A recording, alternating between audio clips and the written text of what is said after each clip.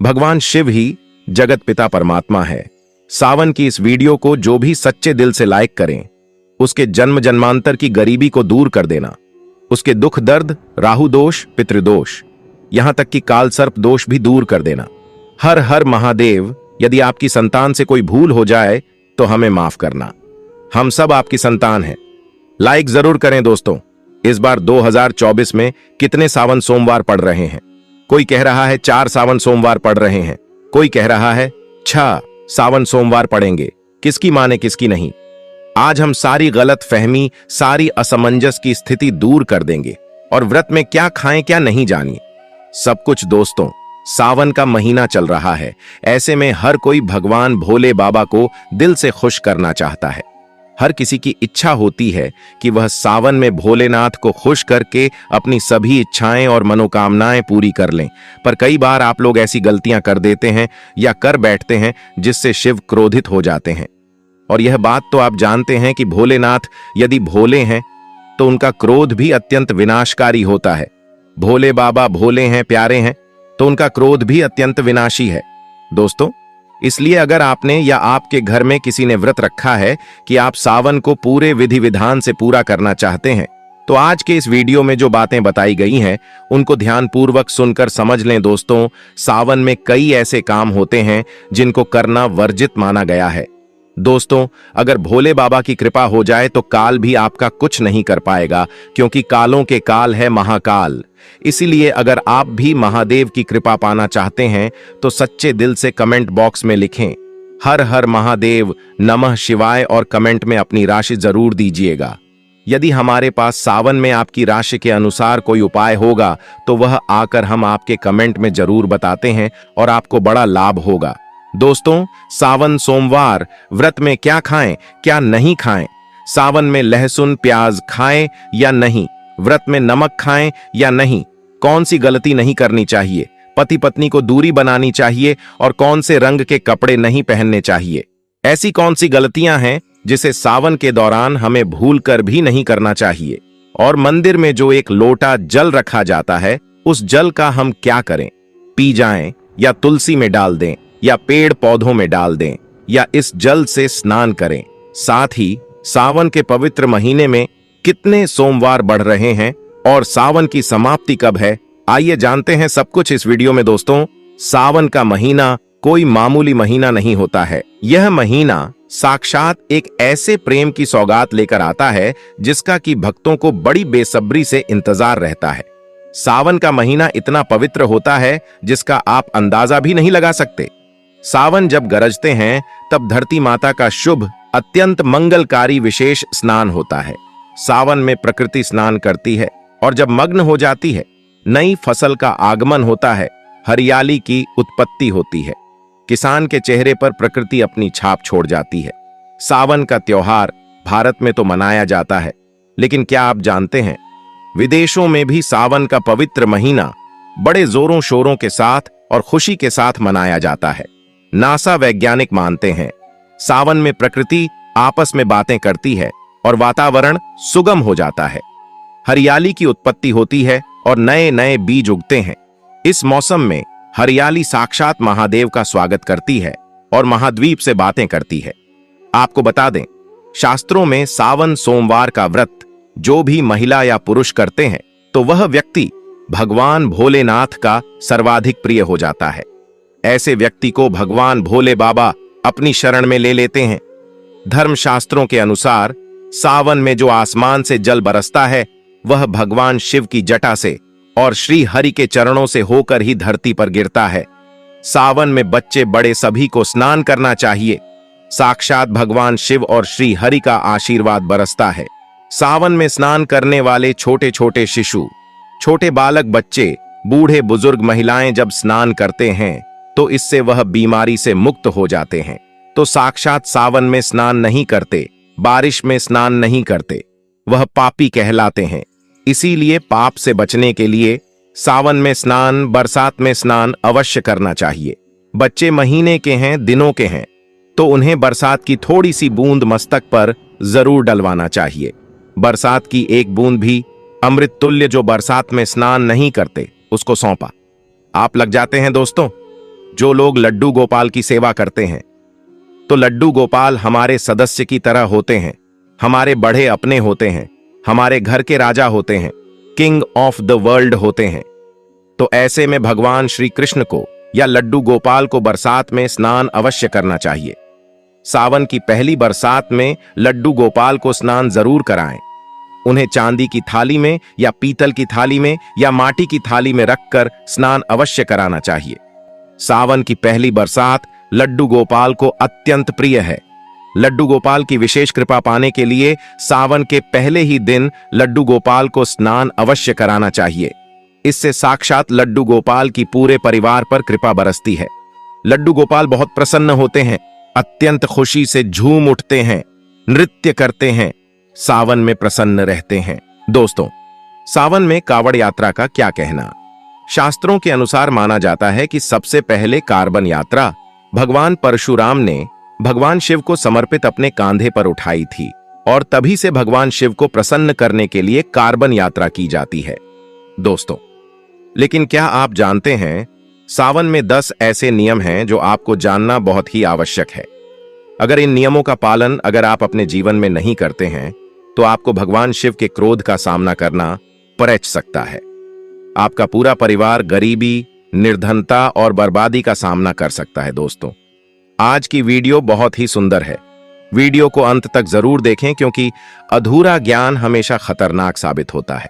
इसलिए वीडियो को पूरा अंत तक जरूर देखें और सच्चे दिल से कमेंट बॉक्स में लिखें हर हर महादेव, ओम नमः शिवाय। वीडियो को लाइक जरूर करें। आइए जानते हैं दोस्तों, सबसे पहले जानते हैं सावन सोमवार व्रत की तारीख से पहले।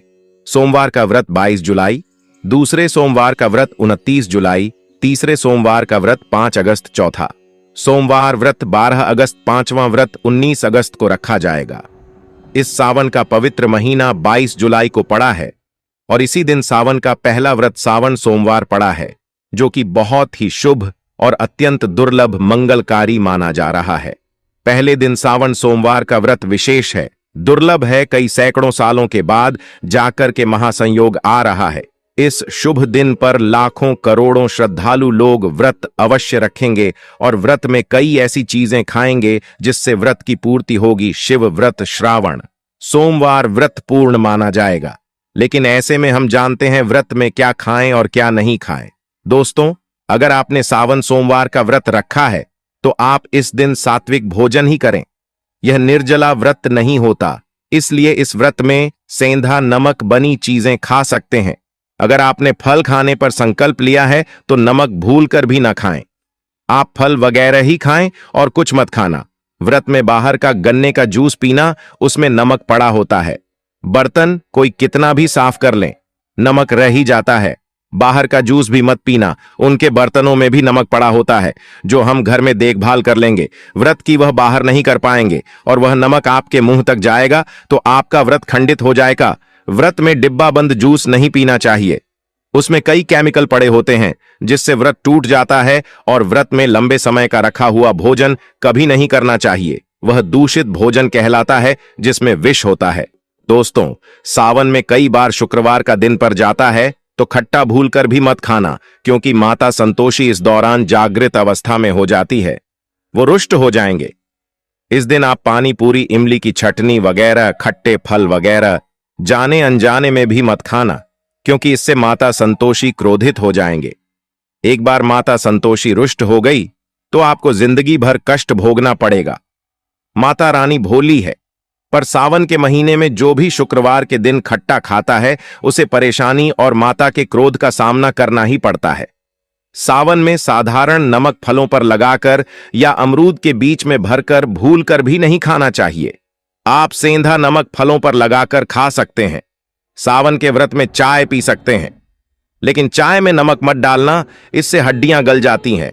सावन के व्रत में दूध नहीं पीना चाहिए, इससे भगवान शिव क्रोधित हो जाते हैं। सावन में हल्दी मिलाकर दूध पीने से भयंकर श्राप लगता है। सावन में बच्चों को दूध पी लेना चाहिए, पर घर में बड़ों को दूध नहीं पीना चाहिए। यदि कोई बीमार है, किसी कारणवश यदि दूध की आवश्यकता हो तो उसे पी लेना चाहिए। यदि सावन का व्रत अगर आपने मीठे पर रखा है तो आप मीठी मीठी बर्फी भोग लगाने के बाद खाइए। शिव को भोग लगाने के बाद खीर पराठा या दही पराठा खा सकते हैं। मीठी मिश्री खाएं या आटे का मीठा मीठा चीला बनाकर आप खा सकते हैं। यदि व्रत छत पर्दे पर रखा है तो आप चाहें तो सेंधा नमक से बने आलू के पकवान खा सकते हैं। आलू की सब्जी कुत्तू के आटे की रोटी के साथ खा सकते हैं। सादा दही में डालकर खीर खा सकते हैं। धनिया खा सकते हैं। लौकी कद्दू की सब्जी भी खा सकते हैं। और आटा खाते समय आटा ध्यान से देखें, पुराने में कीड़े पड़ जाते हैं जिससे आपका व्रत खंडित हो सकता है। व्रतधारी को सावन सोमवार के व्रत में बेसन, मैदा, सत्तू, अन्न और अनाज का सेवन नहीं करना चाहिए। सावन में जितना जल्दी हो सके, सावन शुरू होने से पहले यदि घर में आपके बैंगन की सब्जी या साबुत बैंगन रखा हुआ है, जो कि बैंगन को इंग्लिश में बंजर बोलते हैं, यदि घर में हो तो तुरंत हटा दें। इससे भगवान शिव अत्यंत क्रोधी हो जाते हैं। सावन में यदि पालक का साग रखा है तो घर से बाहर फेंक दें। साग सब्जियां सावन में खाना वर्जित होती है। खासकर बैंगन तो घर में भूल कर भी नहीं रखना चाहिए, नहीं तो घर हो जाएगा कंगाल। भगवान शिव क्रोधित हो जाते हैं। सावन में घर में बैंगन रखने से विनाश होता है।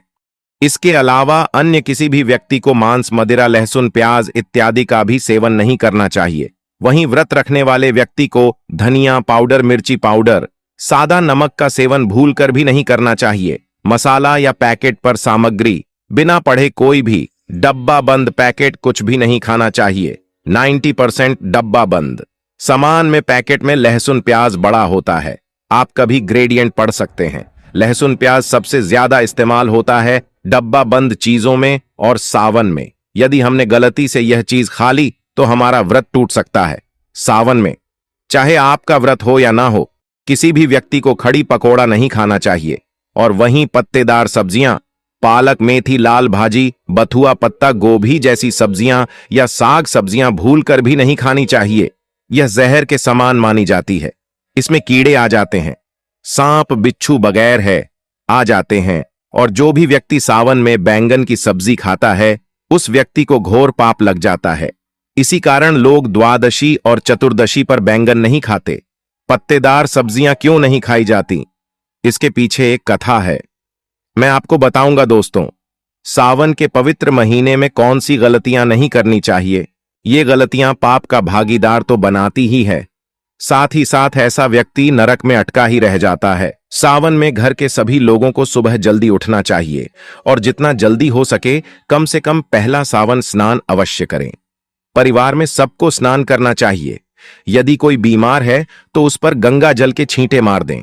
सावन में किसी भी गरीब का अपमान न करें। क्या पता उस गरीब के रूप में भगवान शिव हो, क्योंकि भगवान शिव सावन में अपने भक्तों की परीक्षा लेने आते हैं। सावन में देर तक सोने वाली महिला का पति बर्बाद हो जाता है और उसकी मृत्यु निकट भविष्य में जल्दी हो जाती है। इसलिए पति के उठने से पहले सावन में हर स्त्री को जल्दी उठ जाना चाहिए और भगवान शिव की पूजा करनी चाहिए। सोमवार व्रत आपको अवश्य करना चाहिए। ऐसा करने से धन लक्ष्मी का वास होता है। सावन में पति पत्नी को सहवास नहीं करना चाहिए। अगर आपने व्रत रखा है या आपकी पत्नी ने व्रत रखा है तो आप दूरी बनाकर रखें, क्योंकि इस दौरान ऐसा व्यक्ति भगवान शिव की शरण में होता है। सावन में घनघोर काले वस्त्र पहनकर शिव मंदिर में नहीं जाना चाहिए। चाहे तो आप घर में काले वस्त्र पहन सकते हैं, लेकिन मंदिर में भूल कर भी मत जाना और ना ही व्रत में काले वस्त्र पहनना चाहिए। वैसे तो सावन में लहसुन प्याज नहीं खाना चाहिए, पर यदि आपका व्रत है तो उस दिन पूरे परिवार को लहसुन प्याज से परहेज करना चाहिए। सावन के महीने में घर में गंदगी नहीं होनी चाहिए, इससे प्रकृति नाराज हो जाती है। सावन में आपके घर का मंदिर है, उसमें माचिस के खाली पड़े डिब्बे या माचिस नहीं रखनी चाहिए। सावन में घर में किसी भी व्यक्ति को गाली नहीं देनी चाहिए, चुगली आदि नहीं करनी चाहिए। पत्नी को अपशब्द नहीं कहना चाहिए और ना ही पति को अपशब्द कहने चाहिए, इससे भगवान शिव आपको श्राप दे देते हैं। सावन में जो भी व्यक्ति दूध में हल्दी डालकर पीता है उसके ऊपर महाकाल का क्रोध बरसता है। सावन में बाल, नाखून, दाढ़ी वगैरह नहीं बनवाना चाहिए, यह आपको पहले कर लेना चाहिए। कोई ज्यादा समस्या हो तो आप ऐसा कर सकते हैं, पर शिव जी से क्षमा अवश्य मांग लें। सावन में शरीर पर तेल नहीं लगाना चाहिए। यदि आपका व्रत है तो आप शरीर पर तेल लगाएं दोस्तों। माता पिता का सम्मान करना चाहिए, क्योंकि माता पार्वती और पिता भगवान शिव को माना जाता है, इसलिए माता पिता में इन दोनों का वास होता है। माँ पिता का आदर करने से भगवान शिव और माँ पार्वती प्रसन्न होते हैं। सावन में देवी देवता से जुड़ी कोई भी शुभ चीज उपहार के तौर में कभी किसी को मत देना, नहीं तो भगवान शिव आपके घर से सदैव के लिए चले जाएंगे दोस्तों। अब जानते हैं सावन के पवित्र महीने में शिवलिंग पर कौन कौन सी चीजें नहीं चलानी चाहिए जिससे आपको पाप न लगे। शिव पुराण के अनुसार शिव भक्तों को कभी भी भगवान शिव को तुलसी, हल्दी और सिंदूर सहित या 6 वस्तु नहीं चलानी चाहिए। पौराणिक कथा के अनुसार केतकी के फूल ने ब्रह्मा जी के झूठ में साथ दिया था, जिससे नाराज होकर भगवान भोलेनाथ ने केतकी के फूल को श्राप दिया। इसलिए केतकी का फूल शिवलिंग पर नहीं चढ़ाया जाता और वहीं नारियल का आनी भी शिवलिंग पर कभी भी अर्पित नहीं करना चाहिए। शंख से जल भी भगवान भोलेनाथ को नहीं चलाना चाहिए। शास्त्रों के अनुसार सुबह 5 बजे से लेकर सुबह 11 बजे तक शिवलिंग पर जल चढ़ाना बहुत ही शुभ और अत्यंत मंगलकारी होता है। कभी भी शाम के समय शिवलिंग पर जल नजर आए। शास्त्रों के अनुसार शिवलिंग पर काली मिर्च चढ़ाने से रोगों का नाश होता है। इसके साथ ही सुख समृद्धि की प्राप्ति होती है। घर में कभी भी अंगूठे के आकार से बड़ा शिवलिंग नहीं रखना चाहिए और शिवलिंग पर जल धारा अवश्य होनी चाहिए। भगवान भोलेनाथ को टूटे हुए अक्षत कभी अर्पित नहीं करने चाहिए, इससे वह क्रोधित हो जाएंगे।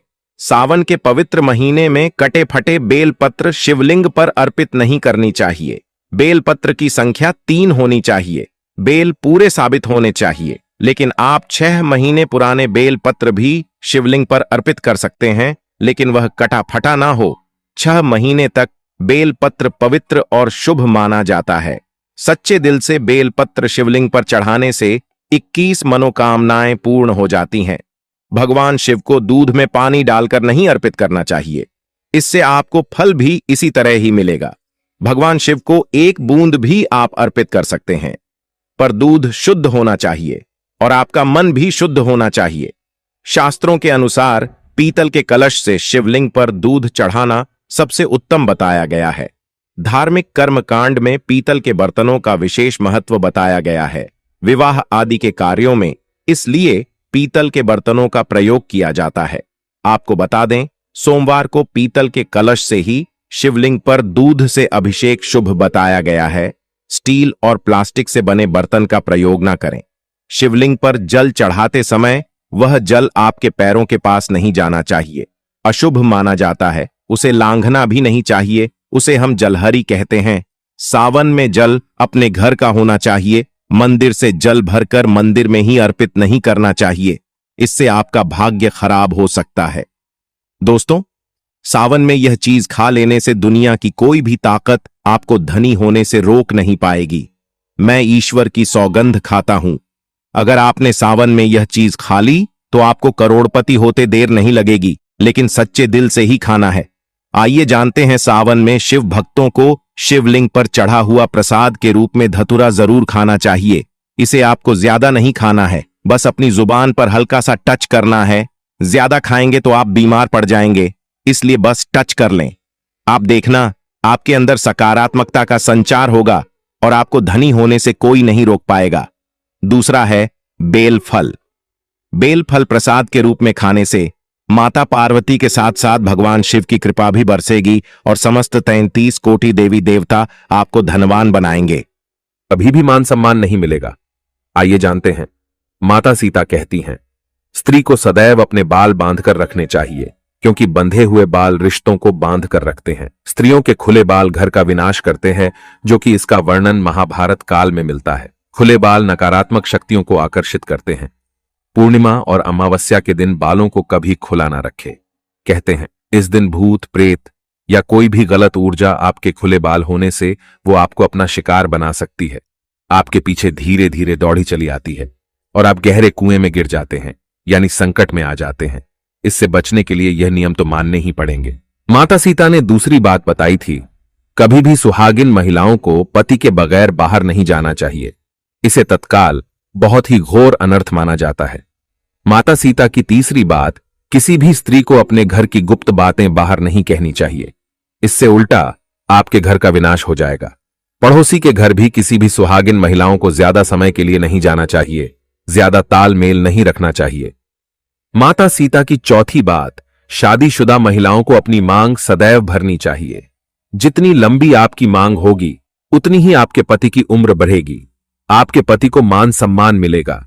जो स्त्री अपनी मांग का सिंदूर छुपाती है या थोड़ा सा लगाती है, उसका पति भी समाज में छुप जाता है। ऐसी महिला का पति हमेशा हार का मुंह देखता है। माता सीता ने बताई थी पांचवी बात, सुहागिन महिलाओं को अपने पति की कोई भी निशानी कभी किसी को नहीं देनी चाहिए। इससे पति की मृत्यु निकट भविष्य में हो जाती है। पति की कोई भी निशानी पत्नी को सदैव दिल से लगाकर रखनी चाहिए। दोस्तों, अंत में माता सीता कहती है, स्त्री को सदैव अपने पति यानी कि परमेश्वर के पांव अवश्य दबाने चाहिए। पुरुष के घुटने से लेकर पिंडली तक का भाग शनि का होता है तथा स्त्री की कलाई से लेकर उंगली तक का भाग शुक्र का होता है। और जब भी शनि पर शुक्र का प्रभाव पड़ता है तो धन की प्राप्ति का योग्य बनता है। अतः स्त्री को प्रतिदिन अपने पति के पैर दबाने चाहिए। इससे धन, यश, वैभव, कीर्ति, उत्तम जीवन साथी, धन संपदा प्राप्त होती है। दोस्तों, इसलिए हमेशा आपने देखा होगा कि लक्ष्मी जी भगवान विष्णु के पैर दबाती रहती है और इसी कारण वो धन की देवी है, क्योंकि ऐसा योग्य धन की वर्षा करता है। कमेंट में सच्चे दिल से लिखे हर हर महादेव, ओम नमः